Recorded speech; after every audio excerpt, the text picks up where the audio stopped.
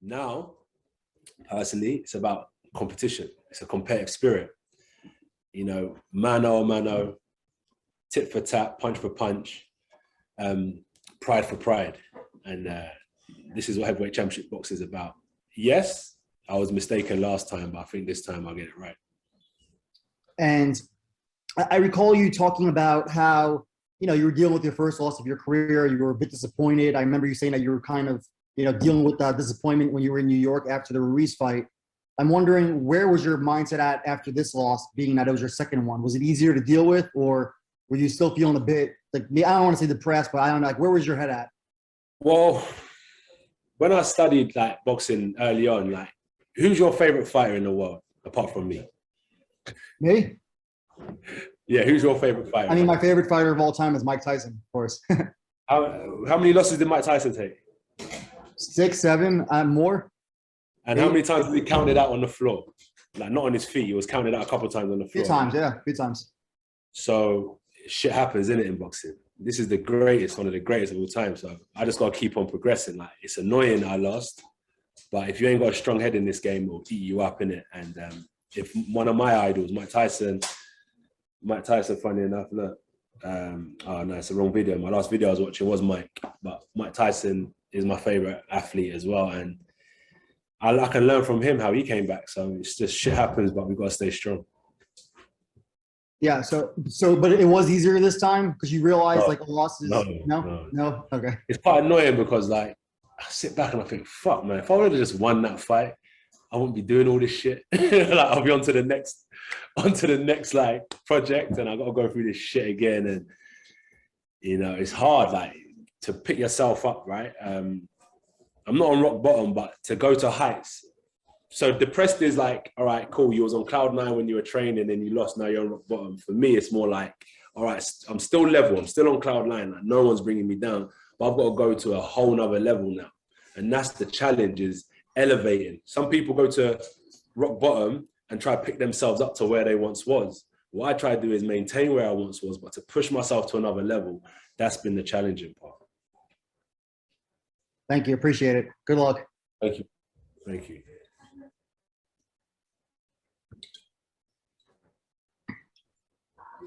Dan, you go. All right, thanks a lot, Fred. Hey, AJ, it's Dan Rayfield here. How are you? How are you? Nice to see you, Dan. Great to see you, Anthony. I wish I could be out there with you to watch this fight in person, but we're going to do this like on the video here. How come you're not here? I don't think any of us Americans are there at this point. But I'll be watching. Don't you worry about that. So when you as Mike talked about what happened after the first fight with the loss to Oleksandr Usyk, you set out to make some changes on your team, and you now are with Robert Garcia. And I'm wondering a couple things about that. Can you take me through the thought process of what was it that you felt like you needed to make the change? You'd been with Rob McCracken your whole career. He obviously helped you get through all those championship fights and certainly the rematch victory against Ruiz. So if you could just tell me your thought process about making the change and bringing in Robert Garcia to head up your corner. You know, Lennox speaks some truth. Like, you can't take your school teacher to university, but we did it. We conquered the world. I like proving people wrong. But at the same time, like, Rob's busy as well with the Olympic team as well. So where's his time? So like, after the Ruiz fight, I knew that I needed to make changes. I'd made the changes within, like, I think a 4-month turnaround, a 4 to 5 month turnaround. Like, but that's like including training camp, bringing in new coaches. So we done that. I completely changed my style. And then this time around, so if you look from 2019, you could probably see this transition happening anyway. It's not just like I'm not someone that just like acts instinctively. I kind of have a thought process behind the madness. So over a few years, the process was happening anyway, and now I'm here. Can you talk a little bit about what you believe Robert brings to your team? And I was kind of surprised when I heard about this the other day, and then Eddie mentioned it when I was watching the news conference, that you and Robert have actually been already in Saudi Arabia for the better part of like a month before the fight, which I was surprised by. So if you could talk about what Robert has brought to you and why it was that you decided to go out to Saudi Arabia so far in advance of the fight. Rob is he doesn't like give too much praise. He's like a taskmaster. I'm like, shit, I thought I looked good. You know, but then you've got to rewatch the videos and you see like where your leaks are. So we do a lot of film study, and his thing, like at heavyweight boxing, we pick punches. We're big guys, walking up a flight of stairs takes energy, but he's got me throwing a lot of punches. Also, you got to think defensively. I always say like offense is defense, defense is offense. They both work hand in hand, but the more you throw, the more chance you got of winning, really. So my shoulders, my arms have to stay in a rhythm. So as heavyweights, it's not just about power shots as well. You've got to set the shot up, which he's helping me with as well. So it's cool. I got to go in there with a mindset to hurt my opponents. That's what he's bringing to the table. And just real quick, what about that part about going out to Saudi Arabia so far in advance of the fight? I just believe, like, all right, we've done 5 weeks here. So 4 weeks of training, and then 1 week of training / media. But you put yourself in a situation where like you have a week of shit training, a week of bad sleep, or just settling in, like when you unpack your bags and stuff. So that's 3 weeks now of training, which goes like that.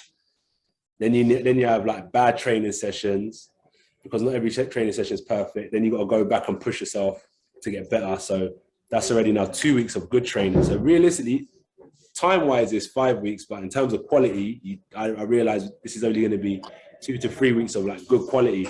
So I need as much time as possible here to maximize the amount of quality training I can get while I'm in Saudi.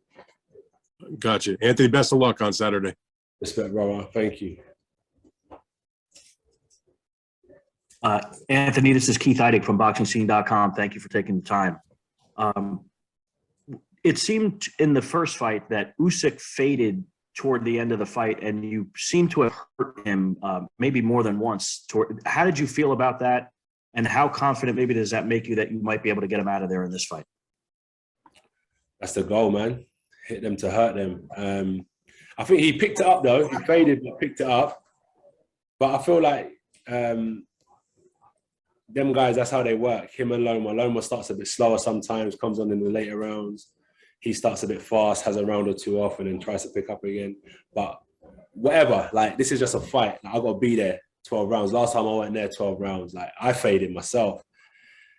So it shows it was a quite intense heavyweight matchup. I think I threw 600 punches in the fight.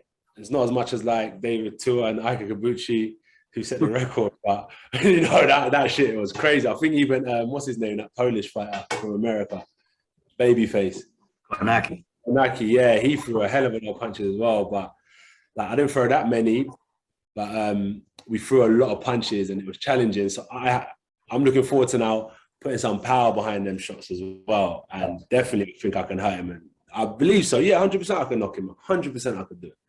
100%.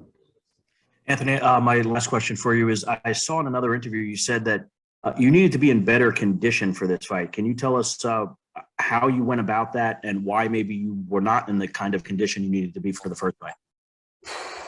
I can't say now. Like, on Saturday, what I've noticed in fights here, I think, all right, all these guys have been sparring and training, and they get to the fight and they're fucking blowing. Like, it's only like Mayweather, like Errol Spence, I think Crawford, they have like phenomenal conditioning. They can work from round 1 to round 12, right?